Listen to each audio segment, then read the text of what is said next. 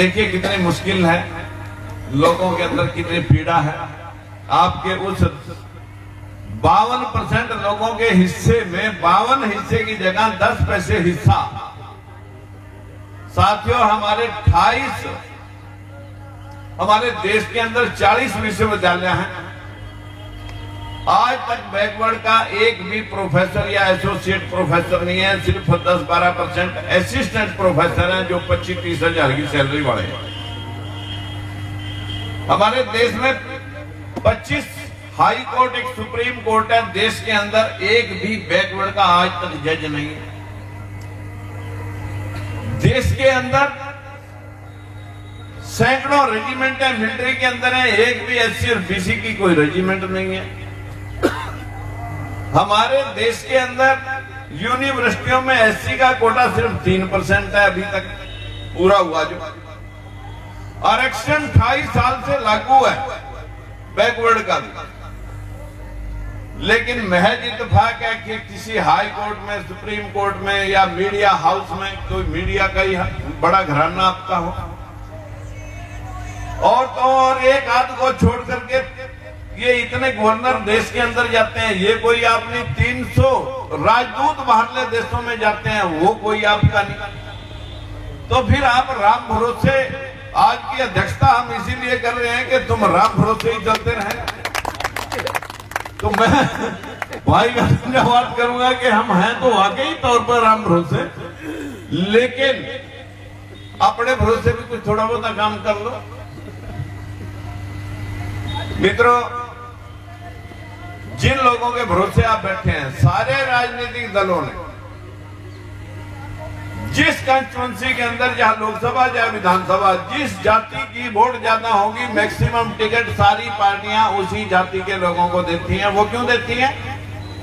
कि अब के हमारी हवा है, सारे लोग हमारी तरफ आ जाएंगे। जब कांग्रेस की हवा तो उस तरफ चले जाएंगे, बसपा की हवा तो उस तरफ जाएंगे, सपा की हवा तो उस तरफ जाएंगे, लेकिन तुम्हारी हवा तो कभी आनी ही नहीं।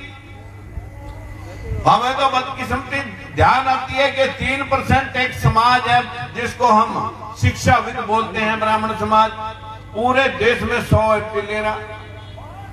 हमारे देश के अंदर 5% राजपूत समाज है, उन्हीं से शिक्षा ले लो, जो 5-5 मुख्यमंत्री बना रहा। देश के अंदर और नहीं किसी से सीख सकते हैं। हमारे हरियाणा में 10% जाट भाइयां, उन्हीं से शिक्षा ले लें जो हर बार मुख्यमंत्री अपना बनाते हैं।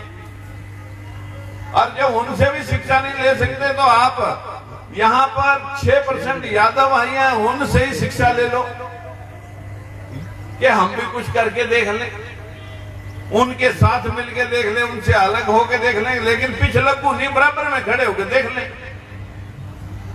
अगर उनसे भी शिक्षा नहीं ले सकती, जो सबसे निचले पायदान से उठ करके, जिनका देश के शासन और प्रशासन में आरक्षण होने के बावजूद भी मान्यवर कांशीराम ने इस प्रदेश के अंदर DS4 से लेकर के बहुजन समाज के नाम से एक पार्टी बना करके 4-4 बार मुख्यमंत्री तक पहुंचने का प्रयास और सफल प्रयास उन्होंने किया, उनसे ही शिक्षा ले रहे।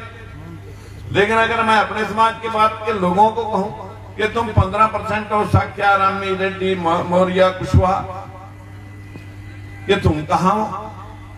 अगर हम यह बात करते हैं तो लोग कहते हैं जाति पाति की बात कर रहे हैं। अरे जब तुम टिकटें जाति पाति को देख करके देते हो तो फिर हमारे नाम की टिकटें कहां चली गई? और जब हमारे MP और MLA जब बन जाते हैं, जिनको आप MP और MLA बनाते हैं, उनको टिकट मिली, किसी हल्के में आपके वोट ज्यादा होने की बदौलत उनको टिकट मिली। टिकट मिलने के बाद उनको वोट मिले और इलेक्शन जीत गए। इलेक्शन जीतने के पश्चात अब वो फिर आपको भूल गए। आपको भूलने के बाद उनके कोरी अपने आका, जो उन पार्टियों के मुखिया हैं, उनकी जी हजूरी में लग जाते हैं कि अगला टिकट हमारा कहीं इधर उधर ना हो जाए, इनके तड़वे चाट करके हम अगला टिकट सुनिश्चित कर लें। ये तो मैंने इलेक्शन जीत ही लिया, अगला इलेक्शन फिर जीत जाऊं ताकि मैं अपनी रोटियां सेक सकूं राजनीति की।